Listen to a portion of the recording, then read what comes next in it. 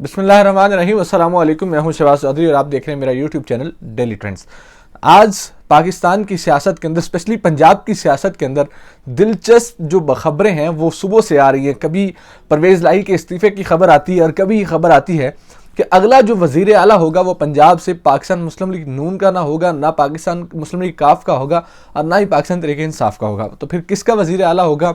और अभी अभी एक ताज़ा खबर ये आई है कि नून लीग ने इस वक्त वज़ीर आला हाउस को सील करने का प्लान बना लिया है। क्या किस तरीके से वज़ीर आला हाउस को सील किया जाएगा और किन शराइत के ऊपर, किन चीज़ों के बाद वज़ीर आला हाउस को सील किया जाएगा, ये सारी खबर हम आपको इस वीडियो में डिटेल में देंगे। और सबसे अहम खबर जो है वो ये है कि पाकिस्तान तहरीक इंसाफ ने कौमी असम्बली में वापसी के लिए रास्ते शुरू कर दिए हैं। कौमी असम्बली में पाकिस्तान तहरीक इंसाफ वापस जा रही है और 22 जो दिसंबर है, 22 दिसंबर को पाकिस्तान तहरीक इंसाफ के जितने अरकान कौमी असम्बली हैं उनको KP हाउस में जमा होने के लिए बुला लिया गया है। 22 दिसंबर को तमाम अरकान असम्बली KP हाउस में जमा होंगे। इससे पहले पाकिस्तानी सियासत के अंदर जब तहरीक अदम एतमाद आनी थी तो सिंध हाउस का बड़ा चर्चा रहा और सिंध हाउस में बड़ी पार्टियां भी चलीं और बहुत सारे MNAs को वहां बिठाया गया और अभी तक सिंध हाउस का जो चर्चा है वो चलता है। इससे पहले जो पाकिस्तान तहरीक इंसाफ की जब हुकूमत थी पंजाब के अंदर, उस्मान बुज़दार साहब वज़ीर आला थे और तब जब बारगेनिंग चल रही थी परवेज़ इलाही साहब की वज़ीर आला बनने के लिए, तो तहरीक अदम एतमाद के ऊपर उनसे जब सवाल किया गया कि इससे क्या निकलेगा तो उन्होंने ये कहा कि जी एक हांडी जो है वो चूल्हे के ऊपर चढ़ी हुई है तो कुछ ना कुछ तो इसमें से निकलेगा। तो उसमें से, उस हांडी में से जो निकले थे वो इमरान खान साहब की वजारत उज़्मा थी, वो फारिग हुई। इस दफ़ा फिर पंजाब के अंदर एक हांडी जो है वो चढ़ा दी गई है, चूल्हे के ऊपर है। अब देखते हैं फिर से तहरीक अदम एतमाद का रोला है। नून लीग ने इस वक्त तहरीक अदम एतमाद भी जमा करवा दी है और उसी के साथ ही गवर्नर पंजाब जो हैं उन्होंने वज़ीर आला परवेज़ इलाही को एतमाद का वोट लेने के लिए भी कह दिया और 21 दिसंबर को, जो कि कल आ रही है, 21 दिसंबर को बाकायदा तौर पे पंजाब असम्बली का इजलास भी बुला लिया गया है।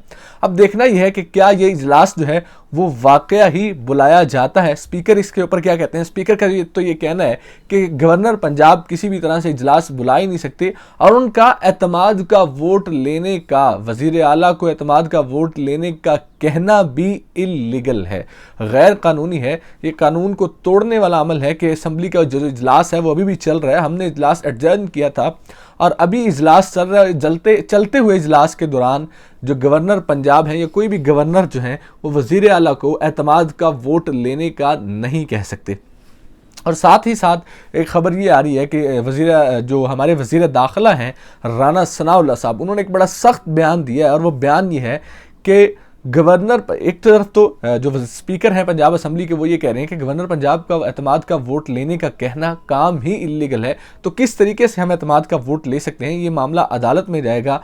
और दूसरी जानिब जो वज़ीर दाखिला राना सनाउल्लाह साहब हैं वो ये कहते हैं कि कानून के ऊपर अमल दरामद करवाया जाएगा, गवर्नर के अहकामात के ऊपर अमल दरामद करवाया जाएगा और अगर परवेज़ इलाही जो वज़ीर आला हैं वो एतमाद का वोट नहीं लेते, अगर वो एतमाद का वोट नहीं लेते तो वफाकी हुकूमत वज़ीर आला हाउस को सील कर देगी। अब ये खबर है, ये हमारे वज़ीर दाखिला साहब ने ये बयान दिया है। अब इस बयान के बाद समझ नहीं आ रही कि वो मुल्क में चाहते क्या हैं।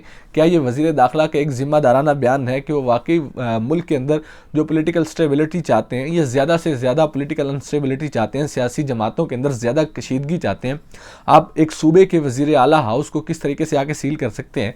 अगर एक असम्बली का इजलास चल रहा है तो स्पीकर के मुताबिक गवर्नर का एतमाद का वोट लेने का कहना ही गैर कानूनी है। तो ये मामला तो अदालत में जाएगा और अदालत फैसला करेगी कि क्या वाकया ही अदालत इस आइन की और कानून की तशरीह करेगी। जो आइन मौजूद है उस कानून की तशरीह करते हुए अदालत बताएगी कि वज़ीर आला का, जो गवर्नर पंजाब का वज़ीर आला को एतमाद का वोट लेने के लिए कहना आइनी है या नहीं, क्या उसकी हैसियत है। क्या गवर्नर पंजाब के असम्बली इजलास के दौरान एक नया इजलास बुला के उसमें गवर्नर जो है वज़ीर आला को अगर एतमाद का वोट लेने का कहे तो क्या वाकई ही वो चल सकता है या नहीं, ये अदालत फैसला करेगी। लेकिन इस तरीके से स्टेटमेंट देना कि जी ये तो हम वज़ीर आला हाउस सील कर देंगे, इस वक्त नून लीग के इरादे बड़े ख़तरनाक लग रहे हैं। अगली खबर ये है कि परवेज़ इलाही साहब जो है वो इस्तीफ़ा देने के ऊपर गौर कर रहे हैं। बहुत सारे ज़रा इस बात की तस्दीक कर रहे हैं कि अगर एतमाद का वोट लेने के लिए कहा जाता है तो परवेज़ इलाही साहब के जो पाकिस्तान तहरीक इंसाफ के MPs हैं, काफ़ी ज़्यादा MPs, उनके साथ शायद रवाबत उस तरह से बेहतर नहीं है। अगर गवर्नर पंजाब वज़ीर आला को एतमाद का वोट लेने के लिए कहते हैं तो 186 अरकान की जो तादाद है वो पाकिस्तान तहरीक इंसाफ और काफ लीग को मिलकर पूरी करनी है, वज़ीर आला को पूरी करनी है।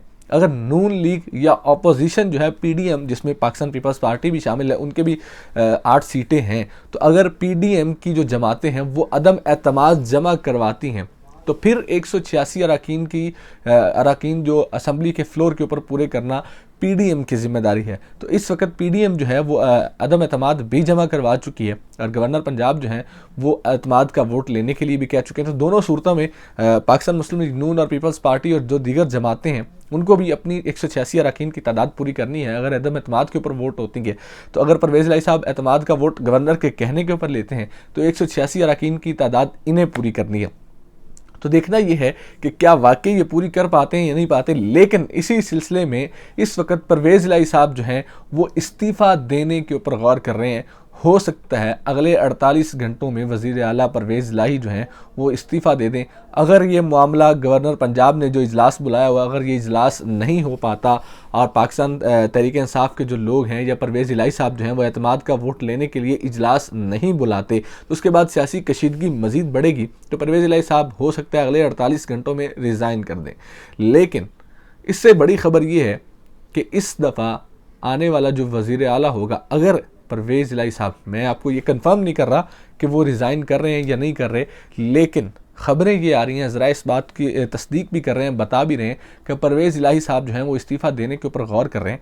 लेकिन अगर इस्तीफ़ा दिया जाता है तो अगला वज़ीर आला, बहुत सारे लोग ये कहते हैं कि हमज़ा शहबाज होगा और ये होगा वो होगा, और शायद हो सकता है परवेज़ इलाही साहब, फ़हाद हुसैन साहब जो हैं वो वफाकी हुकूमत के तर्जुमान भी हैं और मशीर वज़ीर आज़म भी हैं। उन्होंने एक बाकायदा स्टेटमेंट दी कि हो सकता है परवेज़ इलाही मुस्लिम लीग नून के उम्मीदवार हों।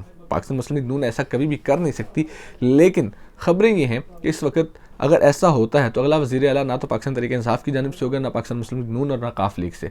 अगला वज़ीर आला जो होगा वो जरदारी साहब लाहौर में आके बैठे हुए हैं। जरदारी साहब गेम को पलटने की कोशिश कर रहे हैं और इस टाइम जो पैसों की बोरियां हैं, पैसों के थैले हैं, ब्रीफ केस हैं, वो खुल चुके हैं और 50-50 करोड़ जो बोली है वो एक MPA की लग रही है।